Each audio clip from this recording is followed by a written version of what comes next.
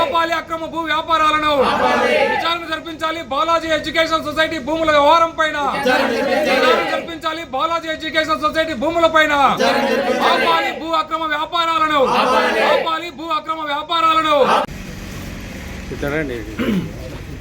ఎన్నిక రావాల్సిన వెనక్కి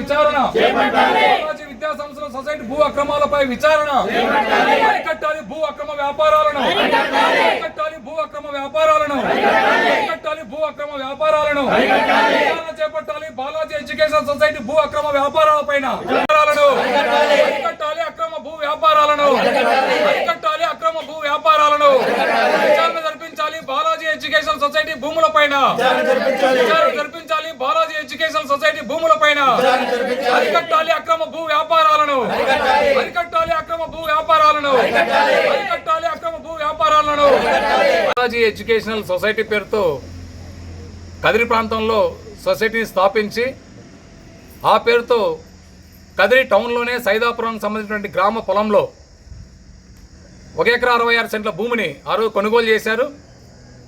అయితే ఇప్పుడు భూముల విలువ పెరగడంతో ఈ భూములను వ్యాపారం చేసుకోవడం కోసం మున్సిపల్ శాఖ నుండి అక్రమంగా అనుమతులు పొంది వాటిని ప్రజలకు అమ్మాలని చెప్పి ప్రయత్నం చేస్తున్నట్టు తెలుస్తోంది. ఒకసారి సొసైటీ పేరుతో భూములు రిజిస్టర్ అయితే అవి ఆ సొసైటీ యొక్క అవసరాల కోసం వినియోగించాలి.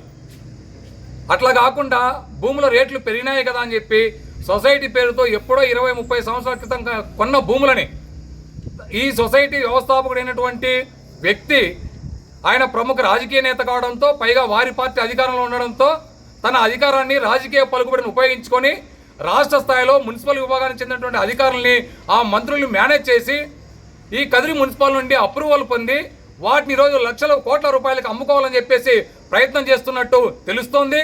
ఇదే విషయం అనేక రోజుల నుంచి సామాజిక మాధ్యమాల్లో వైరల్ అవుతోంది. ఈ భూములకు సంబంధించి సుప్రీంకోర్టులో కూడా అతను రిట్ వేశాడు, హైకోర్టులో కూడా రిట్ వేశారు. అంటే ఈ రకంగా సొసైటీ పేరుతో కొన్న భూముల్ని ఈరోజు భూముల రేట్లు పెరిగినాయని చెప్పి కోట్ల రూపాయలకు అమ్మకానికి పెడతా ఉంటే అధికారులు కానీ ప్రభుత్వం కానీ వాటిపైన చర్యలు తీసుకోవాల్సిన వారు ఈరోజు నిమ్మక నీరెత్తులు వ్యవహరించడం అనేది సరైనది కాదని చెప్పి సిపిఎంగా ఈరోజు చెప్పదలుచుకున్నాం.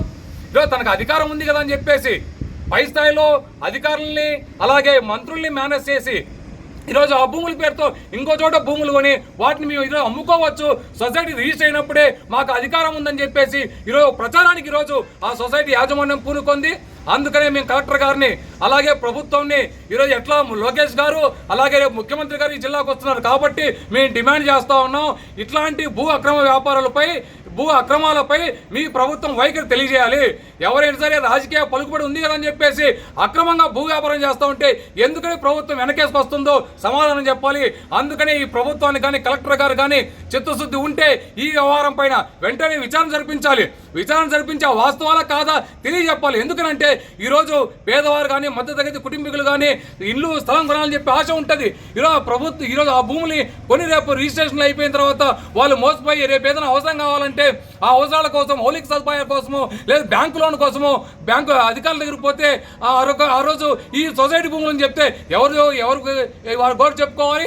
అందుకనే సమగ్రంగా విచారణ జరిపించి ఆ భూముల వ్యవహారం వెనుక ఏముందో ఆ భూములో ఆ సొసైటీ అమ్ముకోవచ్చా లేదా తన అధికారాన్ని అడ్డం పెట్టుకొని మున్సిపల్ శాఖను మేనేజ్ చేసి ఆ రకంగా అక్రమ లేఅవుట్ పొందుంటే వారిపైన చర్యలు తీసుకొని ఆ రకంగా ఈ ప్రజల యొక్క సమస్యల్ని ప్రజలు కొనే భూముల్ని కాపాడాల్సిన బాధ్యత ప్రభుత్వం మీద అని చెప్పేసి సిపిఎంగా చెప్పదలుచుకున్నాం. అందుకనే వెంటనే ఈ వ్యవహారంపై విచారణ జరిపించాలి, లేకపోతే ఆందోళన కొనసాగిస్తామని చెప్పి హెచ్చరిస్తా ఉన్నాం.